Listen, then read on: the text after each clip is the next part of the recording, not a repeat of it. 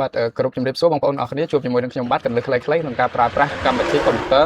ជាប្រចាំថ្ងៃបាទអញ្ចឹងប្រធានបទយើងថ្ងៃនេះនិយាយអំពីការ print ឯកសាររបស់យើងដែលមានតែឯកសាររបស់យើងមានច្រើនទំព័រហើយយើងចង់ print នៅក្នុងសន្លឹកតែមួយបាទអញ្ចឹងយើងបែងចែកយើងវាយអត្ថបទមកយើងមានច្រើនទំព័រអញ្ចឹងណាបាទ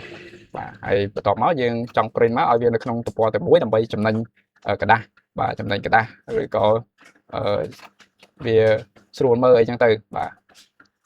យើងដាក់ទូចអីស្រួលដាក់តាមខ្លួនអីចឹងណាបាទអញ្ចឹងយើងមើលទំព័រយើងនៅ like នេះអញ្ចឹងទំព័រនៅ like នេះគឺមាន8ទំព័របាទទាំងអស់មាន8ស្លឹកអញ្ចឹងខ្ញុំចូលទៅ print ជាងដើម្បី print យើងចុចតាម program វាក៏បានឬក៏យើងចុចនៅលើ keyboard យកពាក្យ print គឺយើង control P អញ្ចឹងយើង control P មកបាទវាបង្ហាញបែបនេះអញ្ចឹងបង្ហាញបែបនេះនៅក្នុង print អានេះមិនមែននៅក្នុងกระดาษតែមួយទេវាឃើញចេះគឺអានេះមកกระดาษផ្សេងអានេះមកกระดาษផ្សេងបាទអញ្ចឹងយើងដើម្បីកំណត់ឲ្យវាបែងចែក print ទៅវាចូលក្នុងមកกระดาษតែមួយយើងចូលនៅក្នុងកន្លែងនេះបាទអញ្ចឹងនៅក្នុង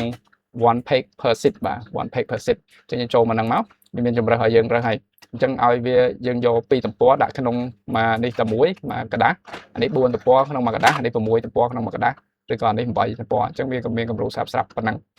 អញ្ចឹងយើងអាចរើសឧទាហរណ៍មកខ្ញុំ8ស្លឹកហ្នឹងខ្ញុំចង់ដាក់មកទំព័រដាក់ប៉ុណ្ណឹងទៅតែវានឹងទូច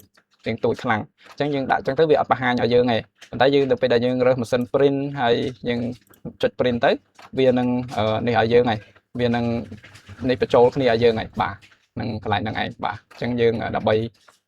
ការងារខ្លះយើងត្រូវការ print បញ្ចូលគ្នាអញ្ចឹងដើម្បីកុំឲ្យខាតกระดาษគឺយើងធ្វើបែបហ្នឹងបាទអញ្ចឹងអរគុណច្រើននៅវីដេអូនេះមានប៉ុណ្្នឹងឯងបាទអរគុណគ្រប់លាបាទ